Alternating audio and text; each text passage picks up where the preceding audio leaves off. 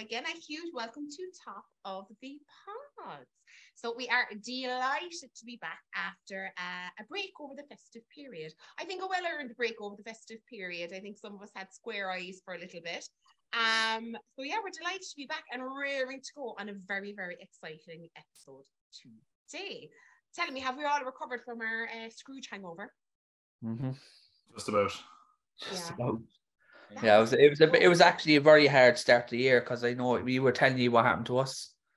With all the camera stuff. So I do, Phil. Let the people know, yeah, but we're getting there. We'll be a new camera in order, so I'll be here in the next 2 weeks. Let the people know who watch and let them know what happened. So basically, our offices were ransacked. All our camera stuff was stolen. I know we were due to get new cameras, but it's the lenses and stuff that we lost that is the killer. And they're not going to. I don't know how. I don't think we're going to get them back because it's been over a month now nearly. So and the cops haven't been particularly great in helping it out. But we do have a new camera on the way, and that's the main thing. We just because in another few weeks we'll be back at it again, and that's the main thing. And get back at it. Was that fundraiser? Yeah, we had to go GoFundMe set up, and it's closed now. I think they closed it. But thankfully there was enough in the GoFundMe to buy some new gear, so that's good. Oh, good. How nice is that? The generosity of people, because the work you do is just phenomenal, and that's it's a shame when shit like this happens because there was like a spate of burglaries, wasn't there? New Year's Day, particularly, there was a lot of them. Yeah, and like around the similar area of the city, which is just so disappointing. People put a lot of work, a lot of time, a lot of money, a lot of creative process into what they do, particularly what you do, because you're just gifted. We all know the Finn is the one with the behind the scenes in every movie going. So to see things like this happening is just super, super sad. But glad to see you getting back on your feet. We'll get back on it. That's the main thing is to go out again, not give up and just continue with it. Exactly. Kelly Clarkson will tell you about it. Don't kill you, it makes you stronger. Exactly. So no, disappointing definitely, but nice to see you back on your feet and can't wait to see what Deep Red will be doing very, very soon. So as mentioned, we have a very, very exciting episode for you all today, an episode that is actually brought to you by our new sponsor, Manscaped. Amazing offer coming your way, which we will discuss a little bit further into the show, so make sure and stay tuned. Now, our faithful audience, you were in for a treat this evening because firstly, you're going to get to meet Paulie. Hi. And secondly, we're about to discuss the most popular TV shows that first aired in 1993 as listed by IMDb. Love, how long ago was 1993? Long enough for our neighbour to not be born. Not even born. Not even a glint in Dad's eye. Not even born. We only after turning 28, so we're doing this list, and we were just like, oh my god, this is depressing. But anyway, I get it. I'm 25. I understand, right? But what age were you in 1993? I was 1 for most of 1993. Phil? So basically everything I saw was a rerun of any of these shows, and there wasn't many of them that I saw. I was 8. Yeah. I was. You're looking at 12. Weirdly enough, I actually only saw 2 or 3 of these. Everything else was just clips here and there, and I never watched them in full. I'm the same. Actually, that's probably something we kind of should ask up front. Was there anyone who had watched a lot of these shows going into it? I've seen all of Frasier, and I've seen a little bit of the X-Files. Aside from that, it was bits and pieces. Is there anyone that's a massive fan of any of these shows before we go into it? No. Power Rangers is what I would have watched because I was that age. Something I never got into when I was 12, and I was already watching horror films at that stage, so the Power Rangers just didn't appeal to me, and it was very commercialized for the 90s. Everything they had their own merchandise. Walker Texas Ranger went right over my head. Yeah, at the time. You don't appreciate Chuck Norris till you're in your 20s at least. Do you know what? I think our views on all of these different programs they're going to be exactly that. They're going to be completely different because some of us are watching them for the first time ever. 24 years of age, what can I say? Well, the point of this episode is it's 30 years since 1993, Yeah. since all these shows debuted. And I'm just going to see, are they binge watchable? So nowadays, you see the first episode of something on Netflix or whatever your streaming service is, and you think, after I can watch 6 more episodes today, I won't get off the couch and just sit there and watch the first season before you realize it. So we're like, are any of these pilot episodes that we've watched over the month worthy of us sitting down to watch the rest of season 1 or actually get into the show itself? So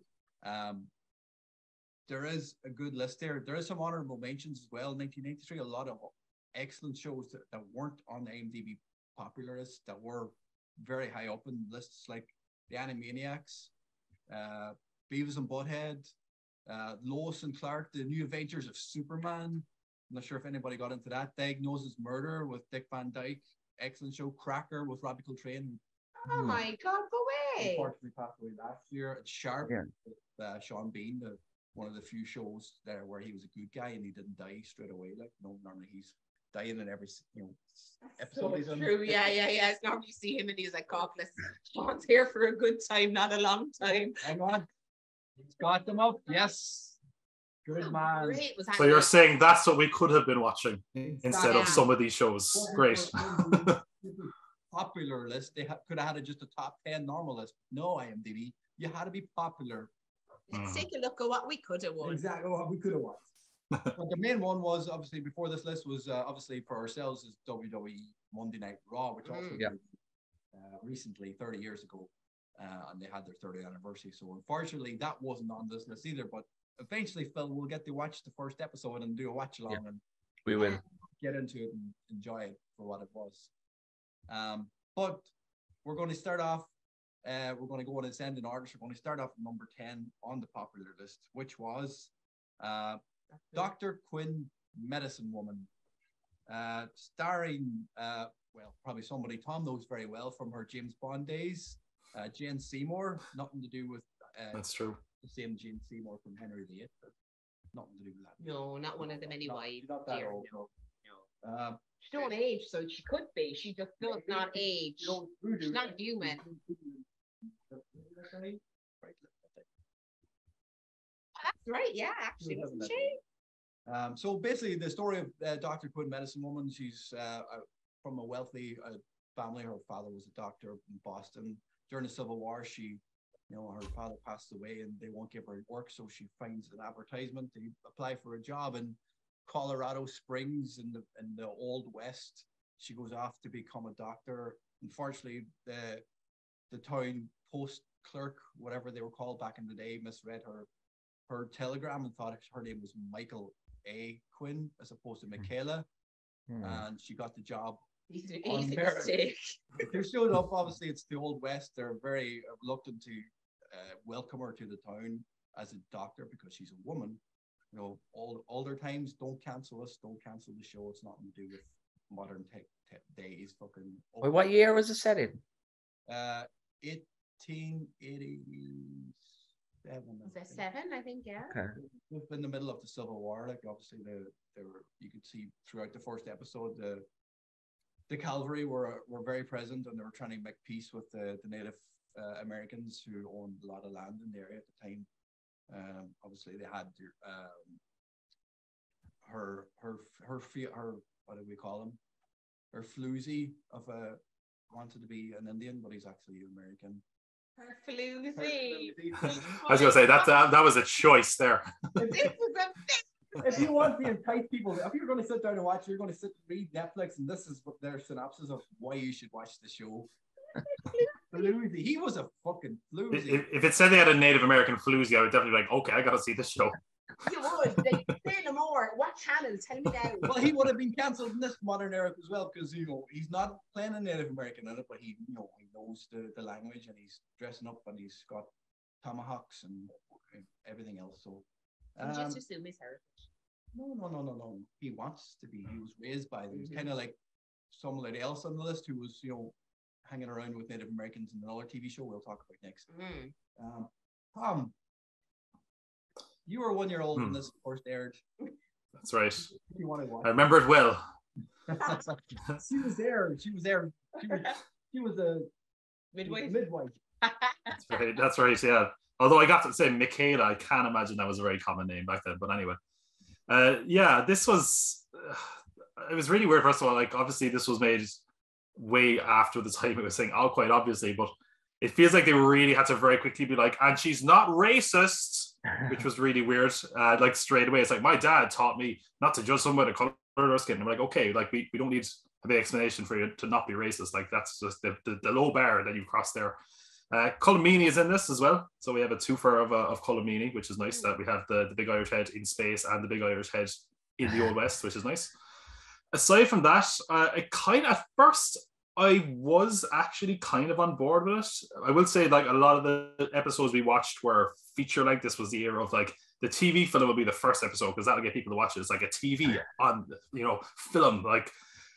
But it really kind of lost me towards the end. It kind of got boring. Like the whole thing, this is the premise of the show. I can't imagine it went to every episode and every season of the whole thing of like, you're not a doctor, you're a lady. I'm not a lady, I'm a doctor. You're not a lady, I'm a doctor. It just went back and forth, and I was like, By the end of it, I was like, I don't know, maybe she can't be a doctor. I have no idea because she's obviously just really focused on this one thing, and I feel like there has to be more to this show. Yeah. I didn't really care for it.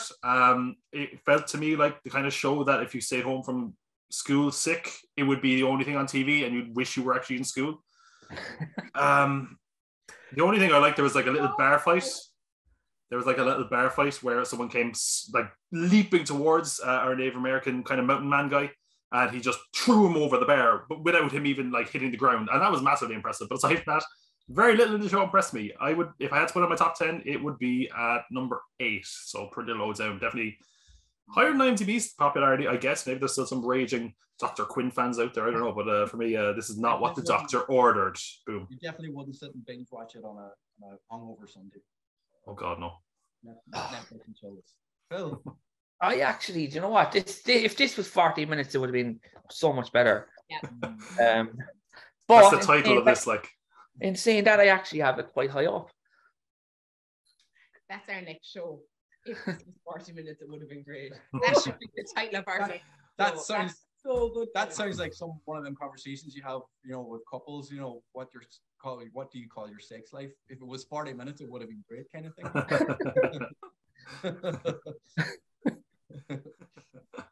Yeah, there was a weird scene with the tooth being pulled out. Yeah. Very calm for somebody who got her tooth pulled out by firstly a pliers and secondly Colomini. Jimmy Rabbit. Yeah. Like what's that? Yeah. Well, where would you put it in your list of 6, I'd say. Yeah. Yeah. There are definitely a few more choices to lie around hungover on a Sunday to watch it. Yeah. No. Darling. Funnily enough, Phil, this was number 6 on my list as well. Yeah. I think a lot of it was nostalgia because when I remember when this first came out, it must have been a rerun. Because I loved it. I absolutely loved it when it first came out because it was the first wave of, I suppose, woman leaves everything behind to go and set up her new life, but now we have it where she leaves her now we have Sweet Home Alabama, you know what I mean, where she left the small farm life and went to the big city, but this kind of happened in the reverse. But it was the first whole idea of leaving something else behind and going and find this big huge life because this isn't what's supposed to be for me, and etc. So I think for young girls, we'll say around that time, it was like, oh my God, she's a woman and like she's a doctor and like, oh, and there's Sully and now she's got these 3 kids. So I ranked it higher from nostalgic point of view. But if I had never seen it before and I had watched this in 2 episodes for 40 minutes, I would have wanted to see the third to see if she gets on with the kids. But this went from 93, I think was it, to 98, because to Tom's point, this could not have gone any further. How long does it take to convince them that she's a doctor? How does she have to save the whole village before they realize she's a doctor? But there's still going to be Colomini who don't think she is. So longevity probably wasn't a strong point, and I'd say they dragged the back bollocks out of it coming into 96, 7, and 8. Where would you rank it? Number 6. Number 6. Yeah, 6 for me as well. Was it? Yeah. Wow. That's one of them shows like my mother was obsessed with. So it was Sundays it was Little House on the Prairie or The Waltons. You were forced to watch them. You had no choice. And Dr. Quinn, Medicine Woman, we were forced to watch it. But my sister had a crush on Sully as well. She was big into Bon Jovi and Nanny was Slash surprised. with big hair. And so he was her dreamboat back then. Oh, look at him with the tomahawks, and he's so buff, and oh, look at him. And interestingly enough, the show overall won 4 Emmys. Yeah. The show actually won 4 Emmys in the run. 3 of them were for hairstyle. From Joe Lando's big Bon Jovi head. It's so good. That's number 6 for you. So, one Western from Colorado, moving on to Texas, where we've got the undeniably legend that it is Chuck Norris in Walker, Texas Ranger. Again, it's kind of a modern kind of Western where he's a ranger. Obviously, he's the lone ranger. He's on his own, but on this pilot episode, which was also a feature length, he has to take on a new partner who's, book smart and very well to do. He knows what he's doing. He's got a lot of martial arts person? Probably more smart than he is a martial artist. But Yeah. Norris is the martial artist. He's one-man A-team in this town he's from. There's obviously in the show itself, the pilot episode, there's bank robbers and they're trying to stop this job, and there's also a circus comes through town, and the local yobs apparently they have raped her and they're abusing her and terrorizing the family, and they have to take cover underneath Walker, Texas Ranger in his log cabin, which is coincidentally like Dr. Quinn is manned by a Native American who helped raise Chuck Norris, apparently, who's also got some sort of Native American magic keeping him afloat. Not something I watched when I was this age again, and it is Chuck Norris. His jokes obviously are better than his acting, other than maybe from his time with Bruce Lee. It's he was never renowned as a good actor. The jokes obviously were better than him, so it didn't rank very high for me. It did rank at number 7, not because I do love Chuck Norris, but it just wasn't a very well acted pilot episode to get me hooked on it. Phil? Yeah, like again, it's the same thing. It's too long. If it was compressed, it would have been. It actually was good in places. A lot of cheese to it. Was there a trend like because there was Rush Hour and stuff like that were very similar. Good cop, bad copy kind of thing in the 90s. Probably started with 48 Hours with Eddie Murphy. Yeah. And Gary Busey, was it? Yeah. And the buddy cop, Lethal Weapon kind of Nick thing. Nolte, that it was. Nick Nolte. Nick Nolte, that was it. Yeah. But I actually liked it, and I'd rank it 4 at 4. It's my first time ever seeing. I never ever seen it. I only saw little clips here and there. I was worried about it when I saw how long it was, but it wasn't as bad as I thought it was going to be. I quite liked it. The chemistry wasn't too bad between them, I thought. Yeah, this is one that I kind of was aware of. I'm actually kind of annoyed because I do have a Chuck Norris Facts t-shirt somewhere that I had to dust off and I couldn't find it. Yeah, it's okay. It's okay. For me, I wrote it down as like the perfect background television, where like you don't pay much attention. You just look up every now and then, and Chuck Norris is in a car chase, or there's an explosion, or most likely he's kicking someone in the face. It's fine. It was kind of entertaining. Again, it's the length for me that kind of ruined it. I will say the best way I've ever had of kind of experiencing Walker, Texas Ranger is Conan O'Brien had a show on NBC that were bought by Universal, who had the rights to Chuck Norris's Walker, Texas Ranger, and he had a Walker, Texas Ranger lever where he just pulled it, and it just showed random out of context clips from the show. And that actually made me like the show a lot more. So I kind of have a kind of a fondness in the cheesy sense. It doesn't have the theme song in the first episode as well. The theme song is awfully cheesy and fantastic in the best way. It's not there in this, so kind of lost points there for me as well. So I kind of had high hopes for it, weirdly enough, but it didn't massively live up to it. I mean, there's a review on Wikipedia which I'm just going to throw in because it's better than anything we could say. It's from noted critic Average Joe Quinn, and I say noted because I just noted him there. He roasted the show over targeting a wider audience that suited for its late night time slot. He called the show so corny and predictable that it appears to be in slow motion even when it's not. With plotlines that were old when George Burns was young, acting that makes William Shatner seem like Marlon Brando, and dialogue that could stop the Duke of Hazzard's dead in its tracks. Most episodes of the series are completely unwatchable, although to the producer's credit, many are scripted so that Chuck Norris doesn't need to talk much. While Norris indeed has a number of successful and well-received films to his credit, here is the first and only time I recall that he was trusted with performing his own theme music. He is no Roy Orbison. I'm not sure why they're even using a DP on the show. It seems like they just mount a camera on a tripod and tell Chuck Norris to start kicking people's faces in for a solid hour, which he seems more than willing to do. That sums up the show perfectly. And it's not as bad, so bad it's good, but it's watchable if it's on in the background. You might, if you're skipping channels, you might stay on it for a bit longer than you would normally. That's about it for me. I would put it at number 7. Wow, Christ, stop it. He's already dead. Oh my God. Walker for me was at number 4 as well. Same as you, Phil, funnily enough. And the reason being is because I have never seen the show. I have heard of it, but that was my bedtime, right? So I was very young, right? So that was my bedtime, so I couldn't watch that. So I might catch the first few minutes before my mom realised, and then was hunted up the stairs. But that said, I could never get what the whole hype was about Chuck Norris, the whole thing, and the Chuck Norris jokes. Could never get it because I hadn't seen, so I had no clue what anybody was on about. Agreed, the level of cheese was just on par. It was almost like a straight to TV Mel Gibson from Lethal Weapon. When you said it, there was first thing reminding me of Thomas. It was like just like this could have been Lethal Weapon, but it's not, right? So we're going to put something similar on the TV because it's significant to the times. But I wanted to watch more of it. I needed to figure out what this whole Chuck Norris thing was. So for that and that alone, I ranked it higher because I was like, I need to watch this to get it.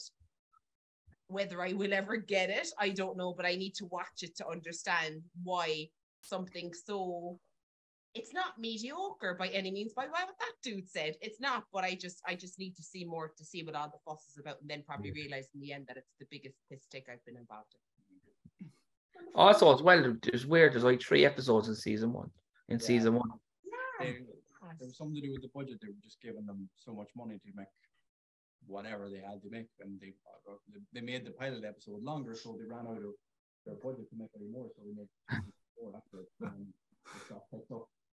so they decided to make more. But if you're not into Chuck Norris and you do like the story Walker Texas Ranger, they did and they have been remaking the actual character in just the series Walker on the CW network in America, starring Jared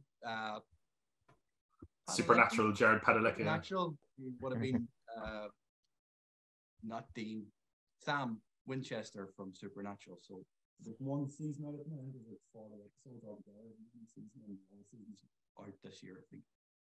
Not sure if it's going to be as good as Chuck Norris's one, or is it just going to be the same old cliche of one-man gang takes out, many men. 1 episode. So moving on from that, we're going out of the Wild West and we're flying in the space. Not deep space yet, but a space not so far away from there. Babylon 5. Oh, what do we say about that Babylon 5? Not a whole lot. I'd be very low on this. I'd put this at 10. Go for it, Phil. I'd put this as 10. Do you know what? It's kind of like what Tom was saying earlier. It's kind of when you're watching it, you're kind of just watching it and looking up every now and again. You're kind of, this is not for me. I just couldn't get into it. I just couldn't get into the characters. I don't.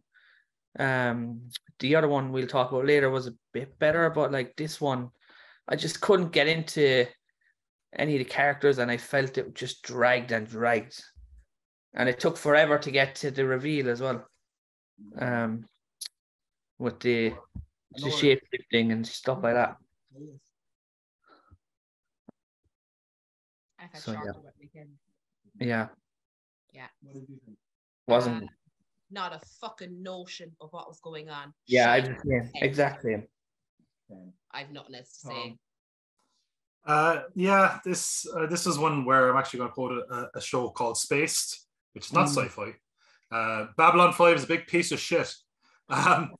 This was, I kind of had some hope for it because it's like a legendary name in sci-fi. Was confused immediately that this is the pilot film and they didn't make a TV show for another year. Yeah, I'm shocked they made a TV show based on this film. There's like also two versions of this. There's like a special edition. Yeah. There'd want to be because, I mean, look, I'm not going to shit on the effects from the 90s, but it looks like the animations you see at a bowling alley when someone gets a strike at times. It's really ugly looking. Yeah. The makeup is okay, but then sometimes they have prosthetics that look like they literally just plonked them on their head like my hat here. I was actually kind of getting into it as well. It is the thing where it is too long. I was kind of like, hey, this is all right. And then I was like, hey, but this is actually kind of going somewhere. And then I looked at my watch and there was like 35 minutes gone. There was like an hour left. I was like, oh, fuck this. Oh, forget it. So yeah, not very well. I'm going to put it Babylon 10. That's probably the creator of Babylon 5 ringing me there to shit on me. I'm sorry, you have to take this. Similar for me. It's number 10 for me. I can't believe they got 111 episodes out of this show. I don't know. And it has such a high rating as well. Very high. Who was watching it? Like Ray Charles. It was absolutely fucking horrific. I think it was more of this was on primetime TV. I think it's more they caught a generation of people who just finished off Star Trek: The Next Generation. Yeah. I think it was just like there were so few options for sci-fi TV. Then it was like, oh wow, big sci-fi, and like it is so weird. Like bless their hearts for trying to make something big sci-fi like this on this budget in the 90s. Like, what were they thinking? Right? Like Star Trek was gone. The Trekkies needed something. There was no Marvel. There was no DC. There was no fucking Transformers. There was nothing. There was a market there for it. The Next Generation was just about to end. I think it was the end of 92 or something. It finished up. Yeah. They needed something before Deep Space Nine came along. So this is just like, well, let's get in there before Deep Space Nine. Throw in a fucking 1 or 2 hour pilot just to catch people in, and then they left it for a year before they sucked them in properly. Yeah, just terrible. That's enough about that. Yeah. Moving on, out of space into a wealthy mansion in the middle of New York, Manhattan, New York.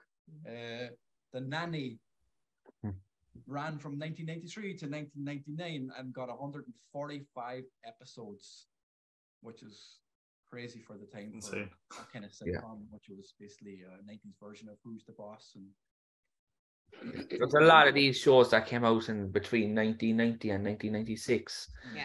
Yeah. Again, I am not too fond of it. I thought it was okay, but it wasn't really very good. What would you rank it? I kind of have let's see, like I think something that is almost reflected in my list is the brevity of some of these shows. And I think it's tough with some pilots because a lot of the time the pilot is kind of setting the table, and I feel like this was a show that kind of just got to the point. Yeah. When it ended, it got like 2 or 3 laughs out of me. I actually have a laugh counter here. I got 3 laughs from me. It also feels way older than the 90s. Like it has that thing of like the theme song where it's like, we're going to tell the whole premise of the show in the theme song, which was kind of like cute and like, wow, that's so old kind of way. It's a very simple concept. I thought it was fine. Honestly, it's like a 3-star show with a 5-star performance. Fran Drescher was great. She's really likable in this. Yeah. Don't think I'm going to watch it just based on how much of it there was, but if it was on TV, I might stop and watch it. But yeah, I mean, as for where it actually would be on my list, I put it about number 6, somewhere in the middle. Yeah, I'd go 8. I had it number 5 actually. I had 5. It is something I had seen bits of growing up in the 90s. I never, I never would sit down to watch it because there were other shows to watch. But I knew the show, and I think I watched a few episodes, and she just kind of bugged me.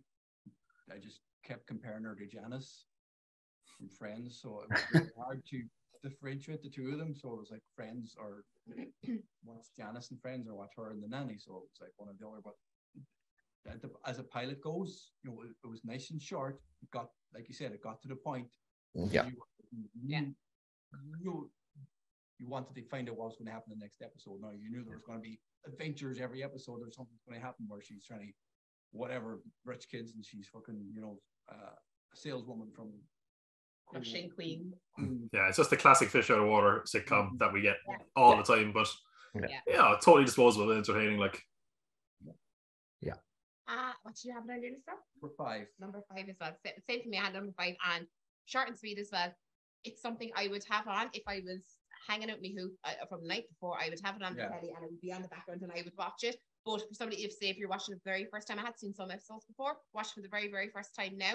It's super full on the first episode. As you say, you get the story in the title, you get the full on, writing the resume and the lipstick, you get the full on, very heavy Queen's accent, living with her ma, and it's extremely full on. And then you get completely other end of the scale, and then you get your woman who's lusting after him. So you get everything in the first episode. So you kind of can't not watch episode 2, and then I think this is one you need maybe 3 or 4 episodes before you make your mind up on it. But I think it finished at the right time because it had run its course. I'm not really sure what else you can kind of get out of it. Probably no spoiler alert. After they kissed, I'm not really sure. Then you're going to go into the calamity of their relationship, blah blah blah blah. But fine.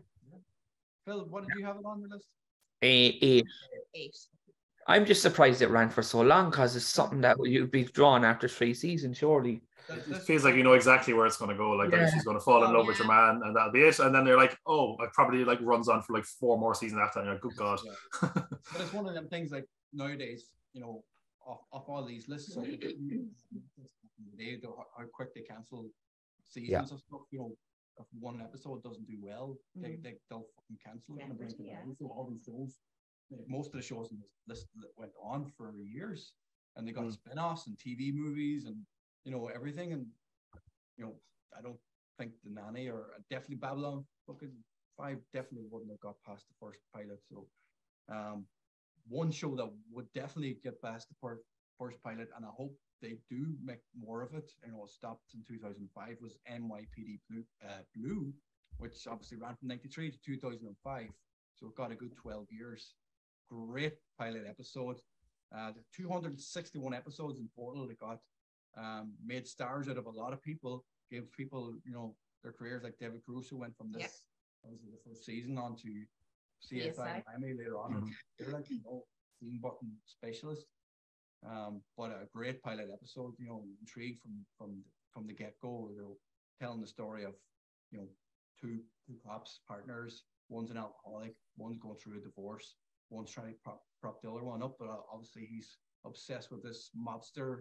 The alcoholic cop is going through this mobster, is obviously trying to put him down for years, and he can't get him.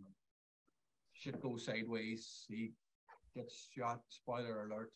And he signs this rookie cop, beat cop, to help him out, try and help his ex-wife go through a divorce. There's robberies in her building. He's trying to help her out. Be a good ex-husband or still husband at the time, and thinks this girl will help him, but obviously there's so romantic things going between them. And does he know who she is? Is she there for him? Is she there for other purposes? So it's got a lot of stories going on in the one episode, and it's not a feature-length episode. It's a good 45, 48 minutes long episode. So they told a lot in a short space of time, and it didn't drag. And it's like, I need to find out what happens next. So for me, it was number 2. Yeah, definitely one of the best things we watched. This is funny because if you look at the history of TV, a lot of people, just before the golden age of TV, there's kind of 2 shows that people say kind of changed network TV, and it was this and Homicide: Life on the Street, and they both aired this year in '93. But this is one that I was kind of aware of. We have our detective Sipowicz, who is just. He's so unlikable, but he's also one of my favorite characters. He got the best moment ever of anything we watched, where there's a big mob meeting, and he's just he walks in at a gingerly enough pace. He's already immediately sweating out of breath. He gets in a big fight with the guy. It's the most awkward thing ever. And then he's trying to get him to choke. He's trying to choke the guy with his own sock. And I was like, this is the best show we've ever seen. This is amazing.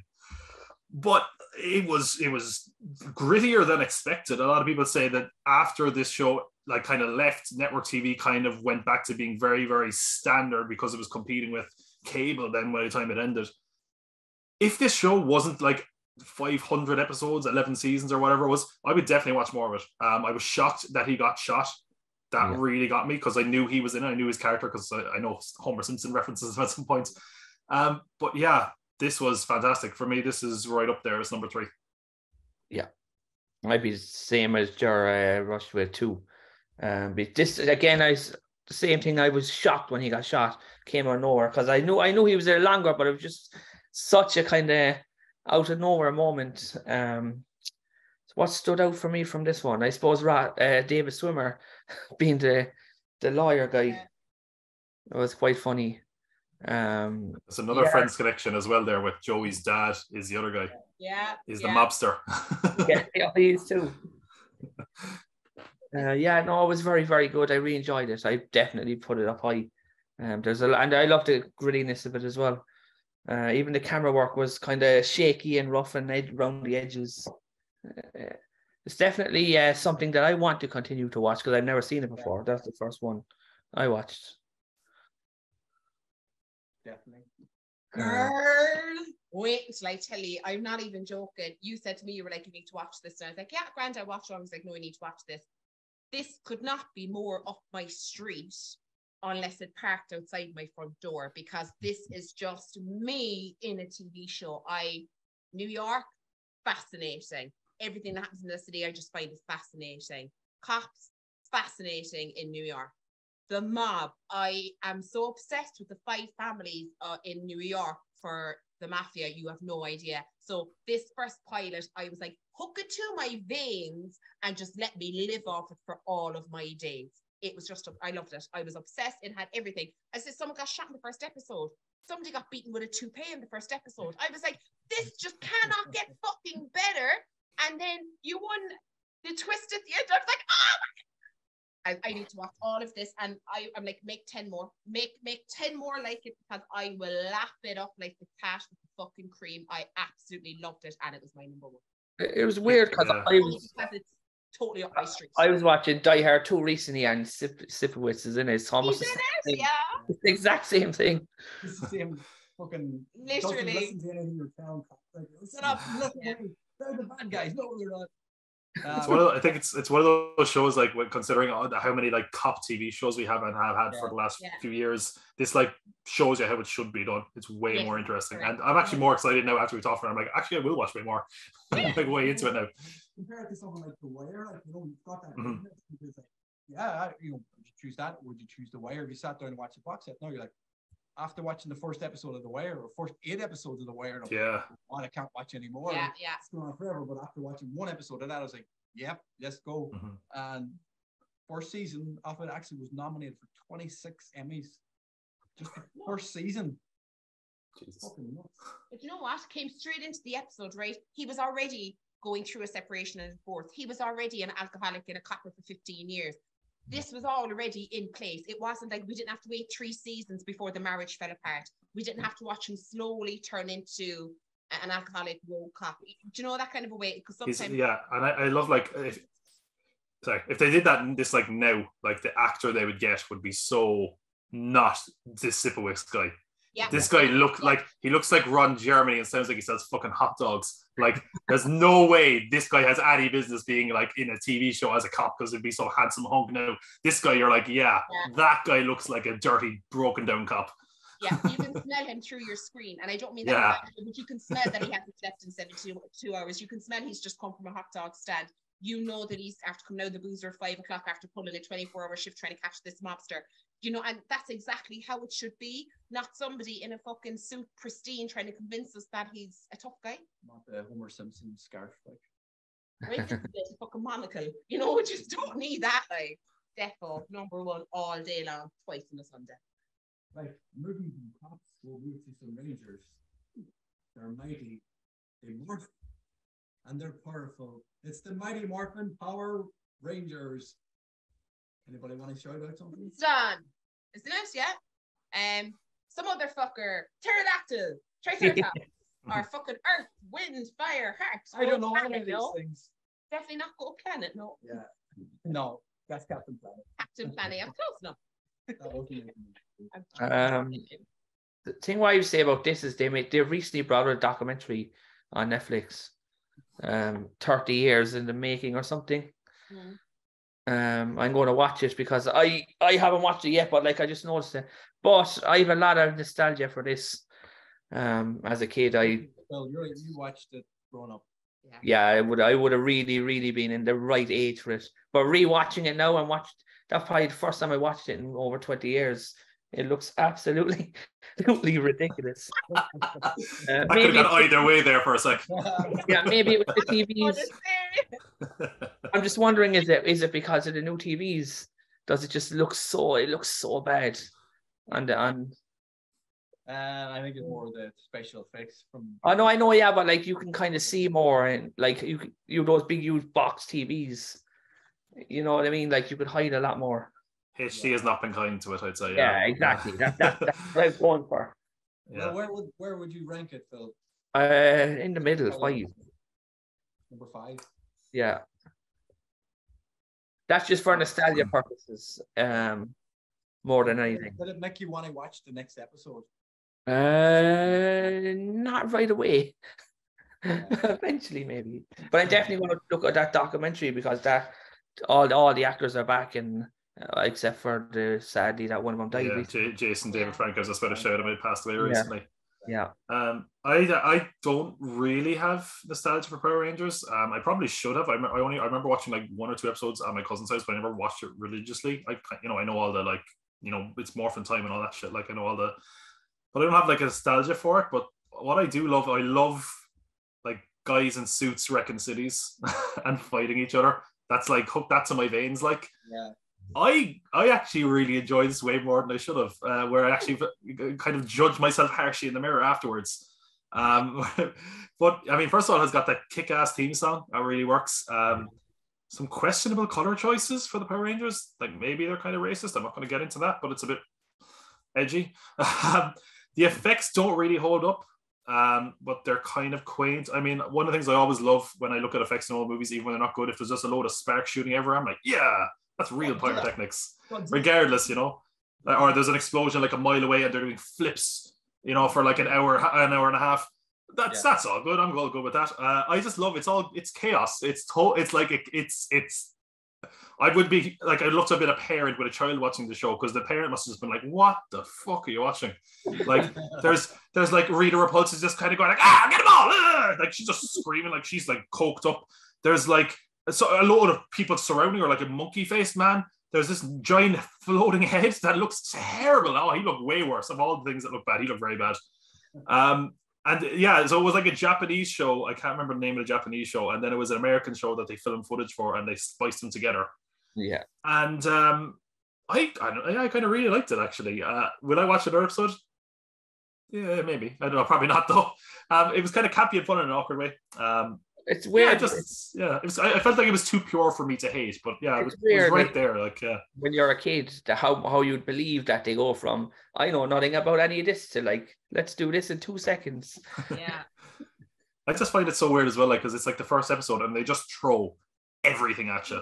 Yeah. Like, where it's like, oh yeah, well, okay, all these people, these are no Power Rangers. Like, what's a Power Ranger? Doesn't matter. There's a Megazord. You're an animal. Oh, she's an alien. What's that thing? Oh, it doesn't matter. Just like, crazy. I was like still trying to figure out why they were picked as the Power Rangers. They'd be like, we're picking teenagers, and then there's a robot going, oh no, teenagers, and you're like, what the fuck's going on?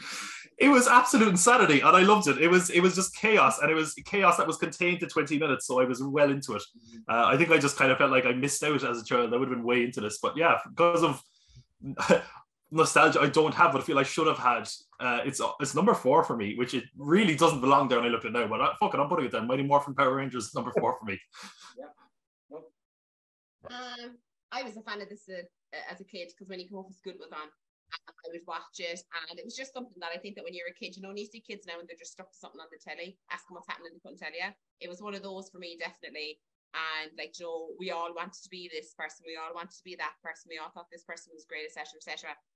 But watching it back now, again, a lot of nostalgia for me, a lot of memories when I started to hear the names of things being announced, and when they all start like transforming over and all this kind of crack. And then like Rita Repulsa, I was like, oh my God, Rita Repulsa. Like she was my favorite character. She just screeched all the time. So I don't know, was that just kind of a parallel to myself? Possibly. But there was just parts of it that, how do I explain this for lack of better words? It was like when they were acting out with their moves to their words, and I was just like, I can't hear what you're saying because I'm watching what your arms are doing, and I just felt like it was a badly dubbed movie. That's the best way I can describe it. I don't know how to, in the worst possible way. But now I wouldn't. When it was over, I'd be like, fucking hell, and I wouldn't have put on another episode. It was a big trip, a bit of a mind fuck. But yeah, I was just confused after it, and I was just not sure what happened. So to be honest, so funny thing is, do you remember? Orphan, you know, remember your first memory of it? My first memory of it? Oh yeah, because I don't. I can't. I just see right. Power Rangers and I just see it.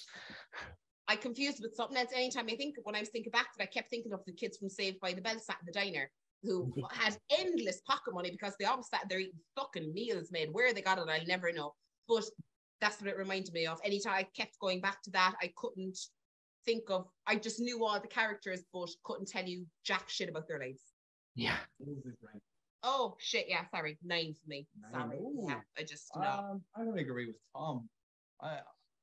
I never watched it growing up. It was one of them shows where people in school would talk about it and you would be listening and you'd be getting the gist of what they've been watching, but you never actually watched it, and you'd agree with them saying, oh yeah, he's my favorite. I love the Black Power Ranger, or the Pink Ranger, or she's so hot, and all this shit, like, you know. So you're like, I'm not agreeing to that. I'm never going to sit there and watch it, but I'll join in the conversation.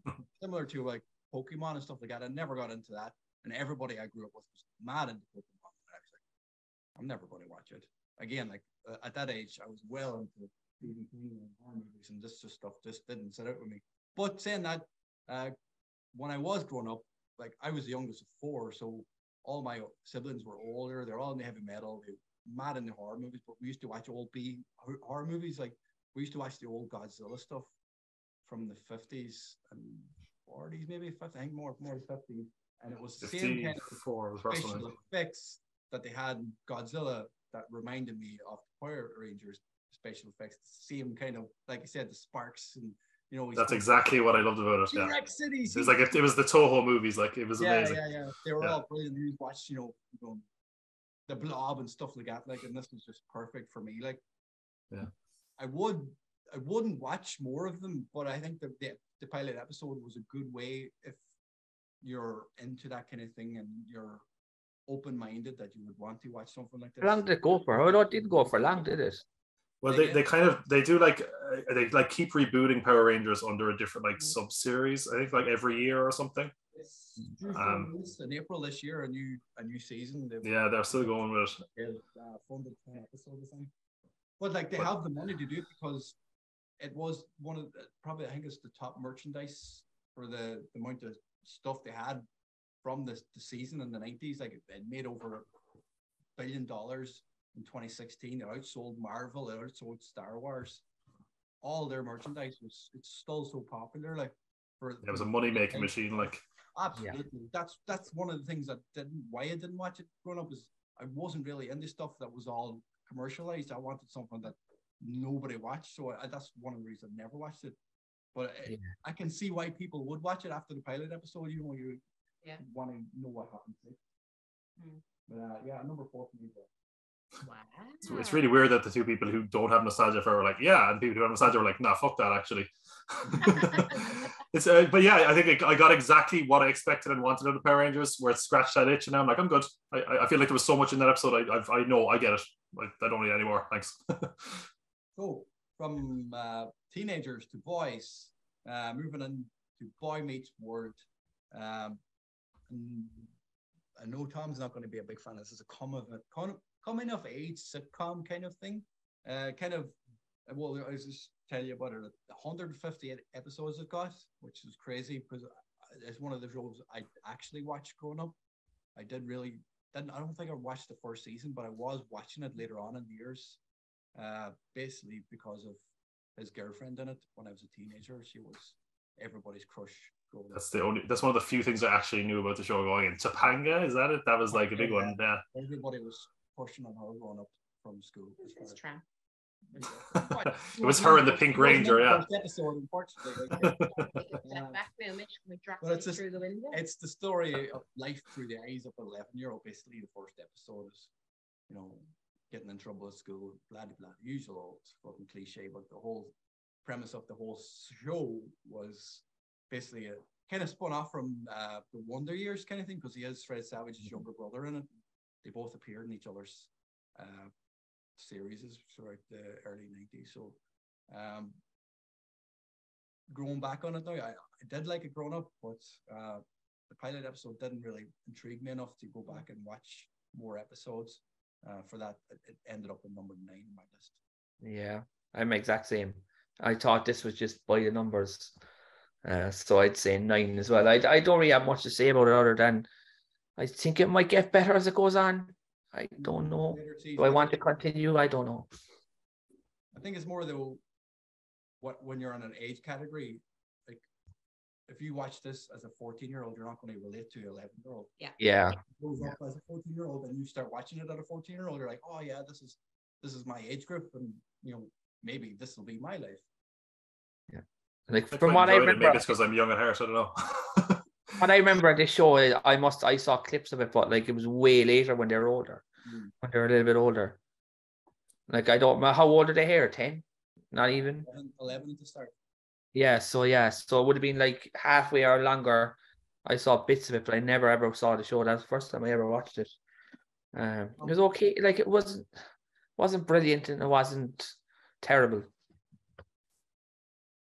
I kind of went the total opposite way to this than I really expected to. It just on paper, like as I said, I don't generally like coming of age stuff very much. And I knew it was just going to reek of 90s stuff, but actually it kind of won me over. Thought the performances were quite fun. There was actually some surprisingly decent jokes in there. There was one kind of long set up to like a joke calling someone a suck up that I enjoyed, and there was a joke about late night television where they were like comparing. They're like, how late were you up? I saw the monologue of first guest, and I thought that was like, oh, this is good. Like, but I mean, there was then the 90s crept in really hard when I saw the titles of the show, which are like, bad. The best thing about it was one of the characters' names is Ryder Strong, which like give that guy a spin off on a motorbike, and I'd watch the fuck out of that show. Yeah, it's a really saccharine show. I did think it's not as like I thought it was be more childish, and it kind of wasn't. That kind of impressed me. Like there's a little girl in this that's like so aw shucks that I'm like, okay, it's kind of wholesome, so I'll give it a pass. But I was like, oh god, they're really turning up the cute factor there. I kind of wrote that it was wholesome enough fun. I thought it was surprisingly decent. I don't have the nostalgia or palate to help me swallow something so saccharine, but I thought it was better than I expected. I probably wouldn't change the channel as quickly if it was on. For me, it's number 5, middle of the pack. Better than I expected, but still not like amazing. I'm never going to watch any more of this realistically. Indifferent age. That's me. There's so many shows. Like one of the reasons I didn't pick up was the first episode, the pilot episode, actually did 16.5 million viewers on its debut. I think that's on the back of the expectations of could have lead in from fans from the Wonder Years. Well, moving on from boys back into deep space. It was better than Babylon, boss. Yeah. Star Trek Deep Space Nine. However, Phil, the word is however. It's got 173 episodes and it ran for 6 years till the middle of 1999. Go for it, Phil. Well, let's see where I had this at 7 actually, which is weird. I would have thought when I made the list, I was going, this is going to be 9 or 10, but I just like Colomini in it. I thought he was fun. There's bits of it that were really bizarre with the guy on the beach, with the girl. Thought that was very strange, and I just couldn't stop laughing at the Kardashians stuff. Yeah. Those Kardashians up to their old tricks, even in outer space in the future. God damn it, they're up to it again. Yes. Well, what did we do during the episode? We were like, when was the OJ trial? The mystic and famous that when this show was out, no. brilliant. Like, yeah, like I didn't really hate it. I didn't love it. I thought it was fun in places, and I got a few laughs out of that. So it would be, that's why it's higher. But it was really bizarre. I thought that I don't know. You just felt creepy in ways as well, with the whole beach and the drinks and the following, and it was just Yeah, there was a really weird like guy at the end. I don't know what they were going for in this episode. Yeah. I feel like I jumped into the middle of a show here, to be honest. I feel like there's a load of stuff like not explained that I don't know what's going on. I feel like there needs to be like someone in the corner, like when they do sign language, being like, here's what this is, and here's what's like. I feel like I got completely lost. I'm also like I've said it before, and like my other stuff on my own channel, Pop Cult Pod, like that I'm like the worst Star Trek fan. I'm the Star Trek fan people hate, where like haven't seen any of the original shows, saw 2 of the original movies and the Abrams movies, and I like the Abrams movies, which most people don't apparently. I really wanted to like this, and I just really didn't. It went on and on and on. Colomini was good. There was a really weird, the beach stuff was very weird. And she says, like, I have a rule about not accepting drinks from strange men on the beach, which is weird and also very, very specific. But like, and then I was totally lost the whole time. I one of my notes literally just says, "The fuck is going on?" Not your last time. Yeah, I didn't know what was going on. For a while, this was going to be the first thing I didn't finish, and then I was like, okay, I've got like a half hour left. I might as well, because I was like, it was dragging on and on. I came back and they were doing a metaphor to do with baseball, and I was like, oh god, it doesn't get any better. It did nothing for me. I'm very disappointed it didn't. Like, Patrick Stewart is there, like the Borg. I get all that stuff, but I don't get that stuff actually. I put it at number 9. This and Babylon 5 I could have been interchangeable. I just thought it'd be cute to put Deep Space Nine at number 9, to be honest. Yeah. What I loved about it is the practical effects were good. I will give that. Yeah. It did win some. I was nominated for Emmys for its practical effects and makeup artists. But it was good. But number 8 for me. It was very low down. You have to be really a Trekkie to get into it. You have to at least the Next Generation and to lead into, like, if you never watched the Next Generation, you would have no idea who Luke Picard is and why he's in the first episode, just obviously passing the torch kind of thing, like, and that's pretty much the only reason he was there. So it didn't do enough for me to actually want the next episode. Yeah, definitely. I was at number 7 for me. You were 8 enough, was it? Yeah, number 7 for me as well. I felt it was the lesser of two evils, because Babylon 5, I hadn't a fucking notion what was going on. Exactly. Here, pretty much hadn't a notion what was going on either, but there was an awful lot going on, and I would definitely need another 3 episodes, because we went from, I hope to Christ I'm not confusing the two, as you said, you were not accepting drinks from strangers on the beach, to your man who's like, don't you remember me? And all I could think of was, Kate, it's me from the bar, your man who's in the window, and she has no idea who he is or gave him the wrong number. There was kind of an air of that about it. But then there was like, then we were back on board, and then we were being attacked, and then Colomini appeared out of somewhere, and then there was this other one who turned into this other person, and then there was a big party on the board with the fellow with your man with the wrinkles on his head. And I was like, hang on a second, why was there a party again? What were they? And so there was just. You remember a lot more about this episode than I do. I was just thinking, God bless Wikipedia. That was the only reason I was like, what is going on here? Oh, okay, I know now. Okay. Right? There was literally more legs on this than a freaking octopus. And I just was like, I need another couple of episodes to understand what that was. But out of the 2, I'd watch that. 7 for me. Yeah, 7. I know too. Moving on. Let's get the fuck out of space. And kind of out of space, but there's a space needle in Seattle. Boom. That was transition. Segue in there. Segue is right. This is where we're going for the next episode, which was Frasier, the cleverest comedy series ever made. I think it's the best written comedy show. Oh, definitely, 100%. Yeah. For anybody who has never seen it, there was 264 episodes. It's a spin-off from Cheers, so if you've never watched Cheers, kind of like, the Next Generation, Star Trek, you need to know who the character is, kind of. But Yeah. hey, there's Cher. Come on. Let's just empty up all my shelves. This was not filmed before Life Studio Audience, by the way. There is a new season of Frasier coming as well, thankfully. Yeah. Whether it's going to be a next season or a reboot, we're not really sure yet. But They're saying 6 episodes, I think. he's coming back on his own. He's the only one coming back from the original cast, apparently. Yeah. So boo to that. I'll let you go for this one. This is the only show out of all of them that I've watched all the way through. I've actually watched all of Frasier before I saw any of Cheers. I'm actually watching Cheers at the moment. And I've just passed the season where Frasier was introduced, so this was kind of cool to revisit. And now that I've seen a bit of Cheers. What can you say? I do think it is one of the best sitcoms ever. I think this also is the perfect example of how to write a pilot. Yeah. It has that thing where it introduces all the characters incredibly well, sets up the whole premise. It's not just jokes, which, like, if you watch a sitcom and it makes you laugh, that's great, but you want to connect to the characters, you want to get a bit of heart. You actually, like, the end of it is actually quite tender.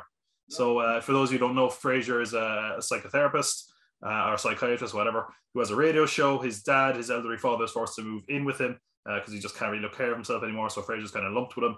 And at the very end, he gets a call in from his father and he kind of just says, I love you and blah, blah, blah. And it's really nice, where I was actually to the point where I was actually compelled to maybe watch all of Frasier again. I am seen it again, I'm actually watching it. I watched it over lockdown, and now I'm kind of like, maybe I could totally get into this. I don't think, and again, it's harder to compare this to some of the other shows, because this one is a show I've seen all of, whereas the other ones I'm only seeing a chunk of, to be fair. But they really nail the characters. There's some jokes that really do a great job of being like highbrow, but not alienating its audience entirely. And then we have, the working class dad to kind of even things out a bit. Niles is one of the best characters on TV ever, in my opinion. And if there's one criticism I do have, I think the character Daphne doesn't really work in the first episode. She's a bit too out there. They do kind of tone her down as the show goes on. But then again, if we're just the first episode, I think it's one of the best pilots there is for one of the best sitcoms of all time. For me, this is my number one. Phil? Yeah, I'm actually rated a 3. It's the best written show I've ever seen. It's Frasier's comedic timing. Like, how many times does he say, "Oh dear God"? Like, it's probably a compilation on YouTube somewhere where he's like, "Oh dear God." I couldn't agree with Tom Moore. It's perfect. Yeah. Perfect pilot.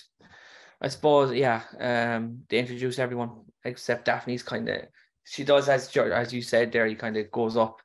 She kind of progresses as it goes on. But because I'm rewatching at the moment, I'm on season 3 or 4. And there's a weird episode where Daphne starts dating a guy that looks exactly like Niles. Oh, yeah. Down to a T. It's quite funny. And it's just Ross and Friends kind of thing. The exact same thing. I just there's not more I could say, because I just think it's such a good show and people should definitely watch it if they haven't seen it. That would be one of the shows I did finish in the 90s when it was on. Where did it rank for you? 3. 3. Oh yeah, 3 for me as well. Definitely, one of them shows that just you could rewatch over and over again. But again, the premise of this episode is, does the first episode make you want to sit down and watch it, binge watch it? And it definitely did for me. It was nice the way, I can't remember watching the first episode, when I first watched it. So I'm not sure if I actually ever seen the first episode. I think I may have come into it at later seasons, but just kept watching it on and never went back. Because the option to go back and watch them when it first came out wasn't really there, unless you went off and bought the DVDs, which I couldn't do because I was broke. So now that it's there and the option to watch it and go back and watch everything now is there, is something that I want to go back and do as well. It was one of the cleverest shows ever written, and it's so funny, and his character is brilliant. And throughout, not to spoil anything, but throughout some of the episodes, you get some cameos from some of the stars from Cheers coming to meet him, and It's, just nostalgia because I watched Cheers growing up. That was one of the things we used to watch growing up in the house. We all sat down and watched Cheers together. It was brilliant. He also appears in another show. There's like is it Wings? I think is another show in the Cheers-averse. Yeah, where he appears. I think he appears in an episode as well. So that's the episode. That's the episode where he goes up onto the roof and onto the window. Yeah. So it's so good. His acting is so good, and he for this one episode, just for the pilot, he won an Emmy for best lead in a comedy series, just for the first pilot episode, which is crazy. Never done. So number 3 for me. It was my number 3 as well. I'm not sure if I'm the only one on this. I'm not sure if you said you had Quinn or not. I had never seen an episode of Frasier, never ever watched one single episode of it, so had heard of it, didn't know what all the fuss was about, but after the first episode, I did want to see more, and I could see that it's something I would definitely sit down. And I suppose in this day and age, I don't say like binge watch it. You could binge watch it, because I know a lot of people I know do binge watch it, but it would probably take me a few episodes to get into it. But I know, I suppose just from things that I like myself, that this is something I would absolutely get into. And when I finish work and have my tea, I would want to sit down and watch a couple of episodes that before I go to bed. Definitely. Do you know, one of those kind of ones? So I'm excited. I would like to watch that, and I'm excited, judging on, I suppose, based on what you're telling me about it, that it's phenomenal. That I very enjoy consistent. it, and I'm really looking forward to seeing all of it. So it's such an easy watch as well. Yeah, and it's short episodes, but 20, 25 minutes an episode, so play through the first season in no time. So, before we move on, just a bit of wrestling. Well, it's kind of like wrestling nostalgia throughout the show. The dog, Eddie Moose. For the first 9 seasons, the dog was Moose.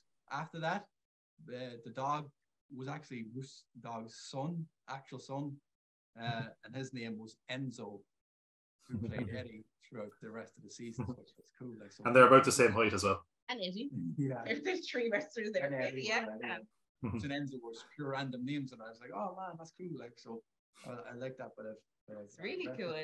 Isn't there wrestling trivia with Boy Meets World? Vader. Yeah. Hot at the time.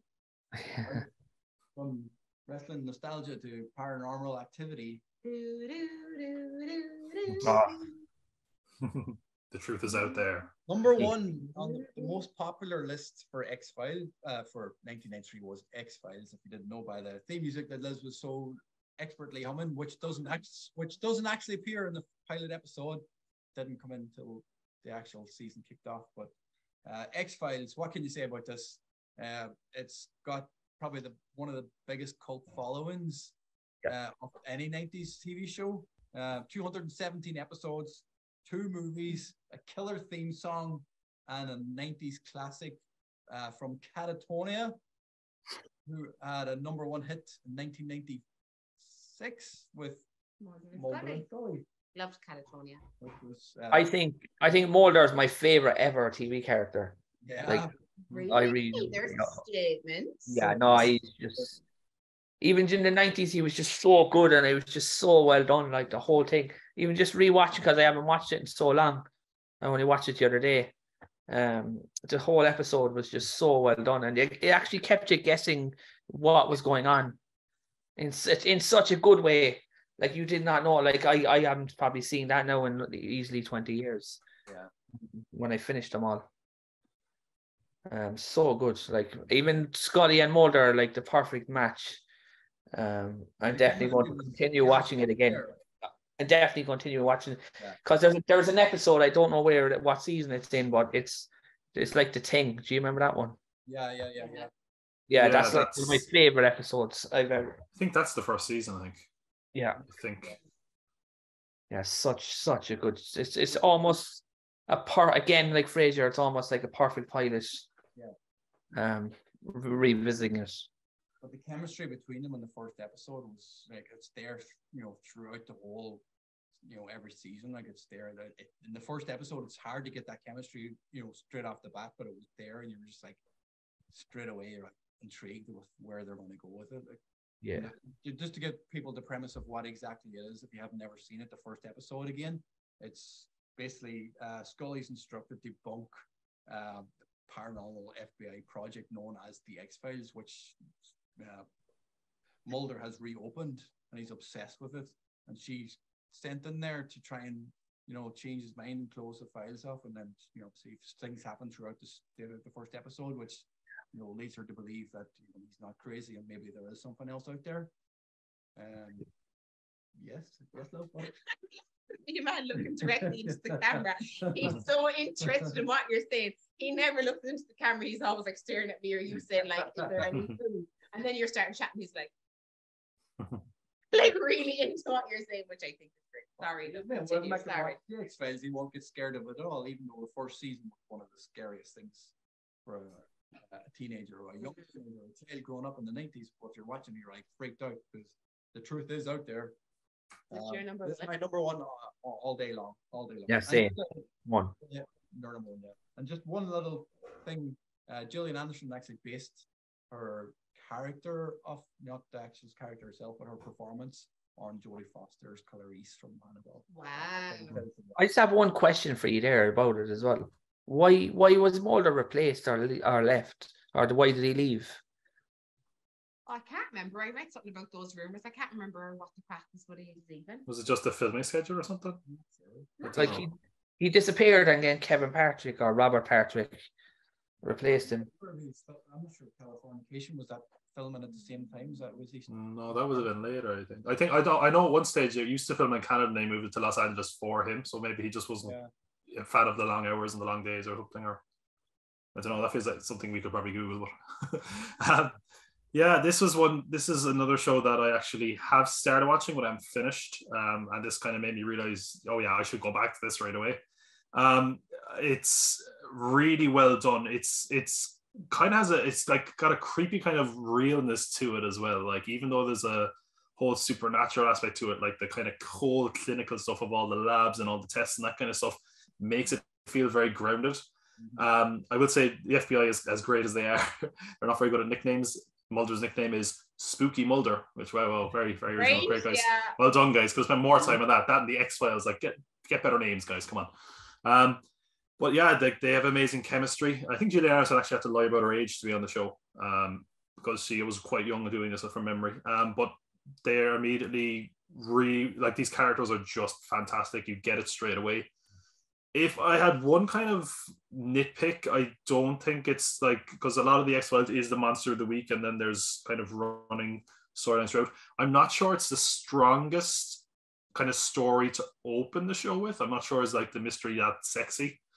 And I do think that they do something that I'm kind of mixed on, which is that they show at the beginning that it is a supernatural figure, where I think, and maybe this is just my own nitpick, I think it would be better if you didn't know there was a supernatural figure and it was kind of like, is it real, is it not? So then you're in the shoes of Scully.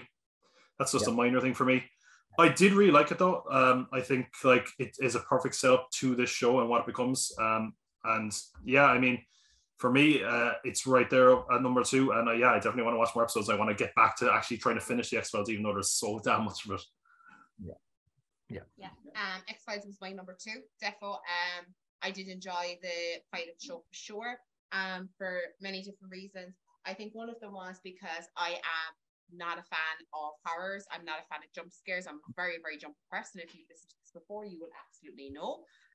So I was on the edge of my seat for this, and it was enough to hold my interest. I didn't block my ears, which is normally what I do when I feel a jump coming. I have to block my ears and kind of like fetal myself, which I didn't in this one, which was great. And I think that X-Files, my own opinion, could have gone very, very wrong. It could have gone very the hands of the wrong director, right? It could have gone very comedic, almost laughable. Not intentionally comedic, but laughable. It could have been very the Jetsons meet. They kept it grounded. Do you know that kind of a way? It could have gone very, very wrong. But I think this was handled really, really carefully and executed very, very well. And I want to watch more. I can remember you had a few minutes of it again before you were hauled up the stairs to bed, school the next day, and so never actually saw a full episode. So this for me was like super new, but held my interest, and I would definitely want to see more of it. So yeah. But the thing is, well, like Scully must have been super young at the time, like Gillian Anderson. Mm-hmm. Yeah, I think she was. I've like also early, just, early. sorry, I just got an answer to why David Duchovny left the X-Files. Uh-huh. So his contract lapsed and he decided not to get a new deal because he felt that they'd done everything they could with Mulder and that his arc was kind of done. So he decided not to come back to the show. Okay. And then he came back. Yeah, and then eventually he was like, "What? How much money? Okay." How much? I didn't see that last video. Sign me up. Actually, I'm not sure how young Gillian Anderson was to go back to that, but I think Early 20s. first season, Yeah, pregnant towards the end of the first season, and they wanted to replace her, but the director, the creator, I'm not sure which one it was, actually pushed to keep her there and work the show around her schedule. She was 25 in the first season. Yeah, pretty young. Yeah. So that's it. I've gone through our list. So while Liz works on the list, I'm going to tell you a bit more about our sponsor, manscaped.com. Thankfully, they're on board for the next while with ourselves here at the top of the pause under the Irish Wrestling and Entertainment banner. If you're not familiar who Manscaped are, they are the leading grooming experts for men and women. If you're that way intrigued, if you want to shave. Yeah, defluff that muff. Yeah. Absolutely. There you go, defluff the muff, ladies. Manscaped are offering a new package. It's the 4.0 package. And we've got a special code at the moment. It's IWE20. You get 20% off, free shipping, and 30 days money back guarantee when you buy the 4.0 performance package. You get a free pair of boxer briefs, a free travel bag. It'll be all sent out in a nice little package. 30 days to try it out. You're not going to send back the shaver with hair stuck in it, so make sure you clean it if you are sending it back. But you will get 20% off and free shipping with ourselves. I've been using Manscaped for years now, for about 3 or 4 years, and smooth as a. Oh, it's added 2 inches. Oh yeah, definitely. Yeah. Was 11 yeah. No trim ball. It's 11 now. What's going on? Right? But you know what as well? Alone for the ball deodorant, right? Yeah. Now, regardless of its intended use, you could use this anywhere because the smell of it is just unbelievable. And like as I said, I identify as female, and I'm happy to say that the smell of it is just divine. Like it's absolutely divine. Liz, what you just said is you smell like balls, is what you just said, just to be clear. Smelling balls. It's not like Tom, they bottled up the scent of 8 million balls worldwide and then said, please, roll the smell of 8 million balls all over your own balls. So, you know what it smells like. No, it makes them smell a hell of a lot better with lack of cheese. Yeah. Never a bad thing. So, as we were saying, 8 million balls worldwide, they can't be wrong. The ball deodorant, actually, you can use it anywhere. You can put it under your pits, you can put it on your face, kind of like a moisturizer. It's not like a roll-on, it's actually like a moisturizing cream. It smells fucking amazing. But yeah, so if you're interested, it's almost Valentine's Day. If ladies are listening or watching, or men, if you're looking, if your wife, partner, or boyfriend, girlfriend, whatever your sexual innuendos, you're looking for something for Valentine's Day or anniversaries or birthdays, it's a perfect package to get. Like I said, it's 20% off, free shipping, 30-day money back guarantee. So if you're not happy, send it back. You get to shave your balls. They're not going to be nice and smooth for the whole month of the 30 days you have it. So you might as well try it out. So go on to manscaped.com, enter the promo code at the checkout IW20 to receive the 20% off from ourselves. So some very interesting views on the most popular shows of 1993, 30 years ago. We have compiled a list. Now, our list, we have based it on if we maybe want to watch this in this day and age, or we came across an episode of this in this day and age, would we sit down and watch the next episode? Would we binge watch it? Is it something that we'd be like, yeah, I can't wait to see that next week, like it was back in the day where you'd have to wait a week before you'd watch the next episode of something, which was always great, and then hope to God you hadn't missed it or the day hadn't passed. So without further ado, are you happy if I move down our list? Go for it.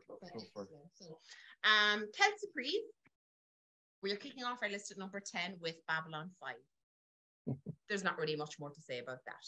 Moving swiftly on. Number 9, careering in, we have Boy Meets world. I think the general consensus was we've kind of seen it already 10 times, and it was just a little bit too, maybe a little bit too sickly to swallow. Sorry, Boy Meets World. In at number 8 was Star Trek Deep Space Nine. So mixed reviews on that one, but kind of an awful lot going on, and I think we need a lot more, but would we be interested enough to binge watch it? Yeah. Number 7, which I thought was quite high considering how we spoke about it, was The Nanny. So Nanny came in at number 7. So go on, Fran. Straight out of Flushing, Queens, doing very well now. List to number 7. Number 6, in comes Dr. Michael A. Quinn. Good woman yourself, Dr. Quinn, medicine woman. In at number 6, she came. Absolute quality's very rare these days. So number 5, we have Mighty Morphin Power Rangers. I think that was definitely saved by Tom and Jerry. Oh, Tom and That's Jerry. it. Tom and Jerry come on and see where all the action is, huh? Definitely. So I think that was definitely saved by Tom and Jerry. This is amazing. I mean, Jesus, the content. So that was number 5. Number 4, in comes Chuck Norris. Walker, Texas Ranger, coming in at number 4. So don't think, kind of surprised at that, but it's a big Chuck Norris joke and Walker, Texas Ranger nostalgia vote, I think, is what saved that. Number 3 was Frasier. That was number 3 out of 3 out of 4 list. So I think that's a really, really good call. Strong, solid placement number 3. Very, very good series. I can't wait to get stuck into it and see what it's all about. And I think we all, as said, Tom wants to watch it again after watching it again in lockdown. So not a bad call at all. Number 2 across the list, Recount Fix. Number 2 was NYPD Blue. Phenomenal show. So good. That first episode had everything, including a toothpaste. So I'm sold. We're all sold. We want to see more. So definitely can't wait to binge watch that. And even when we were chatting about it, you were saying yourselves that you're like, God, yeah, this happened and that happened. Yeah, I want to watch it again. And that's, you need something that hooks you, you know, and NYPD had absolutely everything going on in that pilot episode. Without any further ado, surprise, and no need for justification of any sort, number 1 is, of course, The X-Files. So beyond its years, wasn't it? And was just phenomenal. I mean, I've seen 1 episode and I really, really want to watch more. What do you think of the list, guys? And is X-Files a worthy recipient of the number 1 place? Yeah, absolutely. I mean, the top 3 is incredibly solid top 3. Like when you look at just those 3 shows alone, like 1993 had a bagging year TV. And you can't argue with that. Like X-Files is great, number 1. Absolutely. Can't be annoyed with any of those really, except for maybe Walker, Texas Ranger getting as high as it did. That was a head of a surprise, but top 3, pretty solid. Well, look, I'm saying nothing, but some people save that. But anyway. Well, look, come here, do you know what? We might have to redo this list when we all kind of watch the whole lot of it, and then it might fall drastically from grace, unless the jokes are as really, really... Oh, do we have a book with all them jokes in it? Norris facts. I think it was Chuck Norris facts, wasn't it? Somewhere. Something like that. Oh, yeah, a few of them out there, right? Yeah. Oh, is there Chuck Norris facts toilet paper? You're having me on. That's amazing. Oh my God. You'd be... There's a lot of...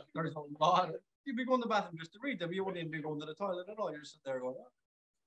What's your favorite Chuck Norris show before we go? I just looked up a list here. And And that's the rest of my night gone. Chuck Norris is the only man to defeat the only man to defeat a wall at a game of tennis. Oh my God Almighty! When God said, "Let there be light," Chuck Norris said, "Say please." There's so many fucking. Do you remember there was like, what? Oh, that's right. Didn't we? I remember I used to make cakes. Where I used to have a cake decorating business, and we made a cake that was covered in Chuck Norris jokes. And I was for Ryan. That's what it was. And it was just the most ridiculous thing. And how old was he at the time? 10, maybe 9. He told it he was 9 5 years ago. He's 15 now. Yeah, even 10 at our wedding, and he got up in front of everybody and told the Chuck Norris joke, which was, Chuck Norris doesn't flush the toilet. He scares the shit out of him. Right. And that was it in front of everybody, and he was obsessed with Chuck Norris at 10 years old. You see, this is why I need to watch it, because where this legacy came from for Chuck Norris, because as I said, he was 10 at the time, and that was 5 years ago, and he thought Chuck Norris was the funniest thing in the whole world. He had no idea what he looked like. He's on picture. The show, no clue, nothing. So it's just like, I don't know. We'll see. We'll watch it and find out, and we'll see. Guys, that is the end of another list from us here on Top of the Pods, and we hope you enjoyed. Just let us know. I hope you enjoyed it. Let us know below if your list maybe matches up with ours. Maybe we have some fun facts. Maybe you have some great Chuck Norris jokes to share with us. Yeah, love Chuck Norris jokes. Just gives you a little bit more about it. So yeah, it would be great to hear from you. Please interact, to like, of course, and to share the video as well. We like to interact, and of course, YouTube loves the algorithms for that. Make sure and find us on TikTok. Make sure and find us on Instagram. Make sure and find us on Twitter, and of course on Facebook at Irish Wrestling 8, where you'll find lots more content and loads more to come as well. We will have another one coming up to do with the love that is shared in the month of February, and of course, a very, very important will be the Oscar nominated. So keep an eye out for that as well. We will update you on our page when that is coming out, and are looking forward to watching them and also giving you an idea of what our opinion and views are of them. Make sure and find Phil as well on Deep Red Productions. Support them in their latest venture, especially after what they have been through. Of course, Papa Pod Tom.